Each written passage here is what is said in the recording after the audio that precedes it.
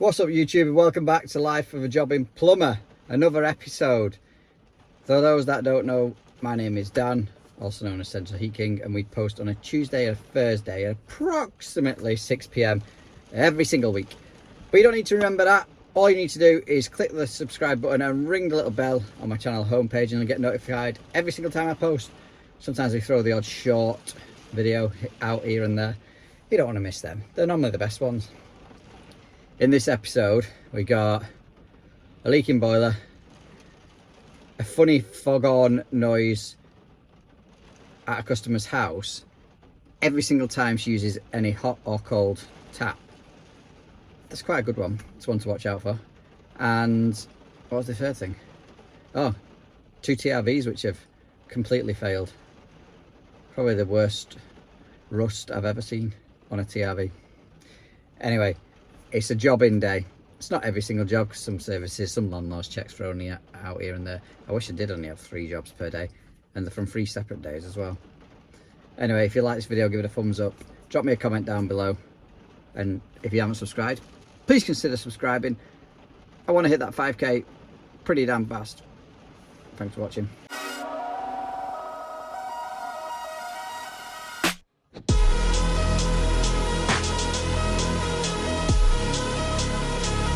So we can call that test leak on the backseat Eurotag. It's basically a split condensate pipe. I'm seeing this more and more common. They're becoming brittle, and I have no idea why. Anyone know? Let me know in the comments.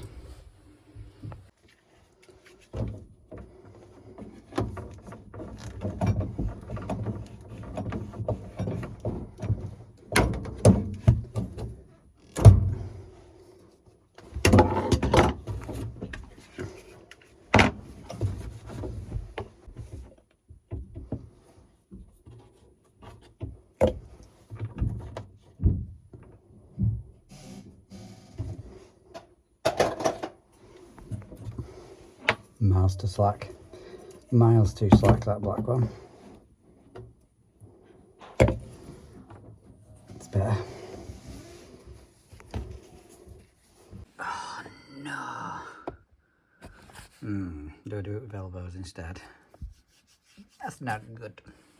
So what I've done is just moved it, because it's on a flexi rubber pipe for the condensator. It's supposed to come down here. Just flicked it back over that flow pipe, and hopefully I'll be able to, I don't know, 45 might be too much.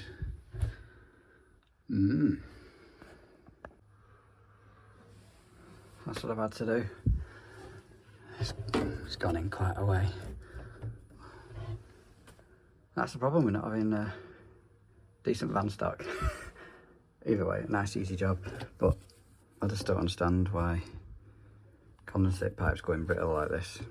It's not been exposed to UV, as you can see. It's in a cupboard. And this boiler is 2017, so 7 years old. That's this next one I've been called out to, is a couple of leaking TRVs. There's 2 actually.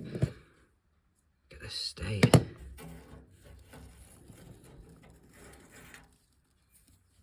Crazy. So yeah, I'm going to replace them with a couple of cheap ones from Tool Station. About £8 I think they are. Firstly, take pressure off system.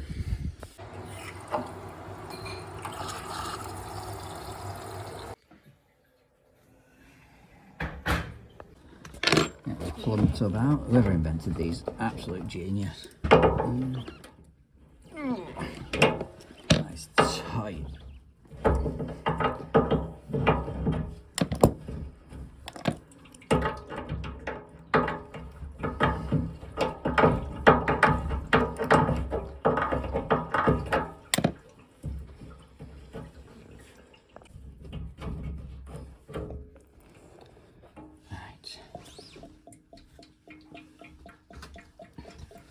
A little bit of tissue. In fact, no, I'll flick off that old, not an olive.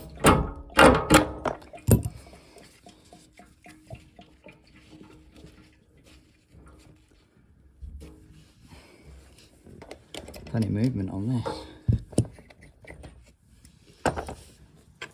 I'm going to be using the 10 to 15mm reducer end feed because I don't like tightening onto with these bullet reducers. I think they're crap.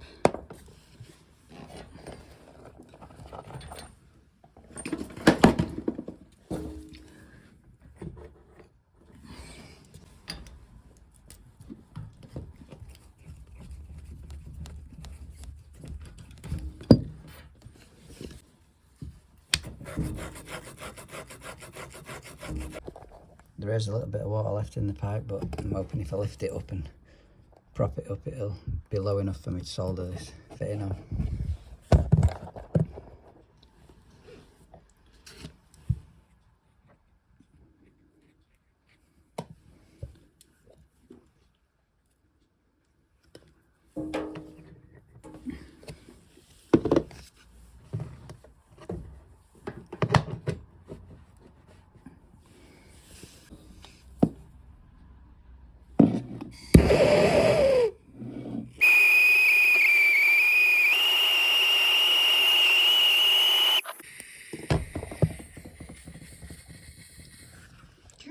Thomas.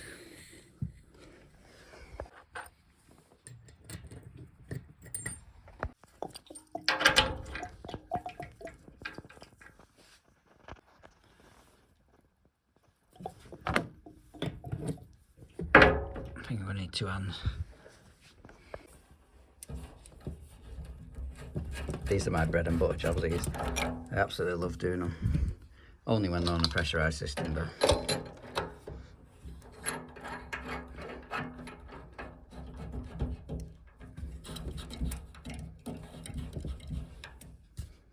Beautiful. Now I've got another one to do. Both of these apparently started leaking at the same time. I'm going to do the exact same on here.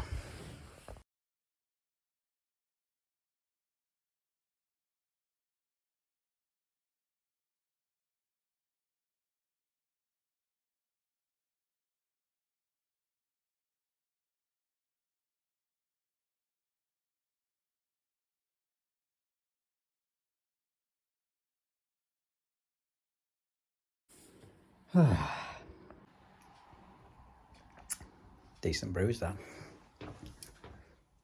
23 minutes and both of them are done. Just need to fill up and bleed these 2 radiators and test there's no leaks, test it's all working again.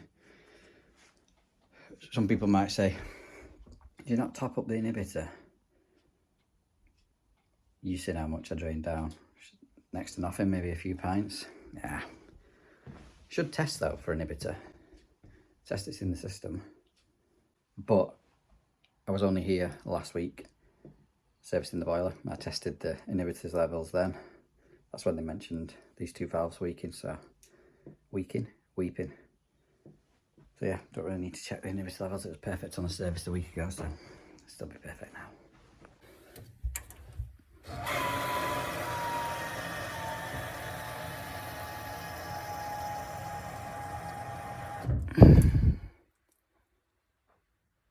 Beautiful.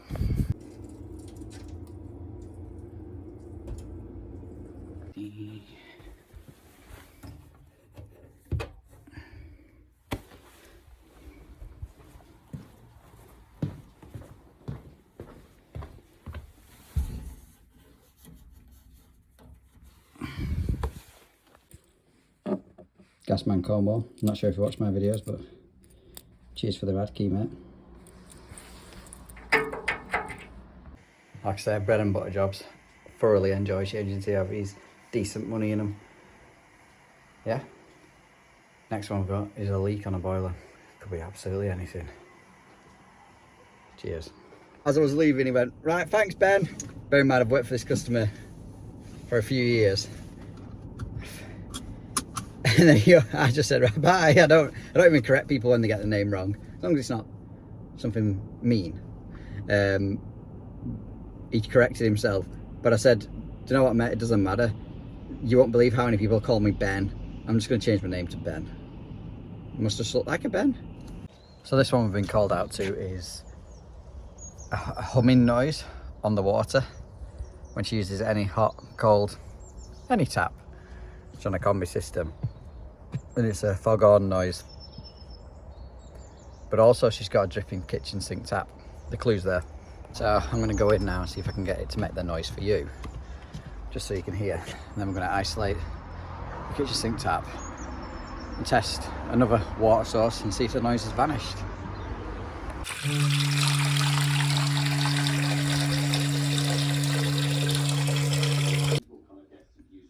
Close that off now. This isn't draining so good, is it?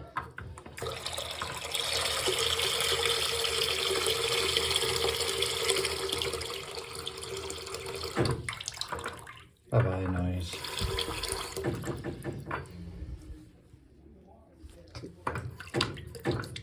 Clunking pipes. And this is the cause of all that noise. Yeah, the customer's got himself a new tap. So I'll swap that and hopefully that'll cure the problem. Right, will the tap trick work? So we've got the nut, the washer and the horseshoe. I don't know if I can do this one-handed, I need to set you up on a tripod. Like that, it's just caught the corner of it now and you turn the tap round.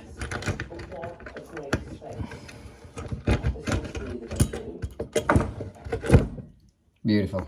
Sure you've all seen that before, but then saves you messing around, just need to tighten that up now.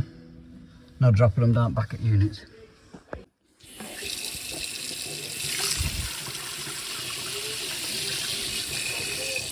Perfect. Thanks very much guys for watching. As usual, we've got a special guest on as the outro, and this time it's my good friend Chig's CP Utility Solutions. He's got a decent horror story to tell us all. So show him some love in the comments. And if you want to be featured as an outro, whether it be a picture of horrendous plumbing like we did on the last episode, or a video explaining your horror story, just ping them me across, and don't forget to drop your tags in there, your social media tags, if you're looking to grow your social media channel and people can come find you after they watch the video. Thanks very much for watching. Take care guys. Bye bye now. What's happening people? It's Chirag aka CP, live and direct from my secret stores. Now Dan's asked me to do him a video about a horror story that I've had come across in my line of work. I'm sure all of us have got plenty of horror stories that we've actually had to deal with. This one for me was a humdinger. It was a system conversion that went wrong, badly wrong. I've actually done the video for YouTube. I think it was a couple of years ago. But yeah, I was upstairs doing the conversion. I was working with a colleague. It was his job. He was doing the boiler downstairs. I was ripping out the airing cupboard, doing the conversion. Got everything done. I was thinking this is brilliant because everything was just like all the pipes. I thought, yep. Everything's getting linked out. What's getting capped off needed to get capped off. All getting done under the floorboards as well. So it was nice and neat. Went downstairs to help him with the boiler. Got all that finished up. Turned the water on. Downstairs, yep, everything fine. Got water coming out of all the taps. Went upstairs, nothing. No water coming out of any of the taps. On top of that, I then start hearing a dripping sound coming from upstairs in the loft. I'm thinking, what the hell have I done? Went downstairs, quickly turned the mains off, went back up in the loft, and basically what I thought was an old down service to the gravity fed cylinder was actually the cold main coming up.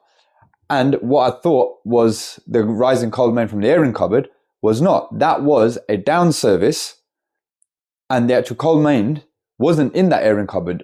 It was only after I then had to take up the carpet, take up the floorboards, I found the actual cold main that was actually going down somewhere behind the floorboards, going up into the wall, and then up out into the loft. And it was like sort of coming out of an old chimney breast or something like that. So I made the big mistake of assuming what pipe was what when I should have properly checked. Luckily, I hadn't cut it back so far, so I was able to then basically reconnect that pipe from the loft, bring it back down into the room, and then reconnect onto wherever I had capped it off and reinstate the hot and cold services upstairs. That job, I didn't get home until 2 a.m. afterwards because of all that palaver, trying to rectify the mistakes that I'd made, because I had to get it up and running. I had to get the hot water up and running. So yeah, by the time we finished and I got home, it was stupid o'clock. But yeah, it all happens to all of us. I've got plenty more horror stories that I could share, but I don't know if Dan's got enough time in these videos. But I'm sure if he needs more content, I'll be happy to give him some more horror stories videos that I've done. Hope you guys enjoy this. Don't forget to like and subscribe Dan's channel, and also head over to mine afterwards as well. Let's help each other out. Make both our channels grow. Let's make 2024 a big one for everyone doing YouTube and social media. Happy New Year, everyone. Have a good one. All the best.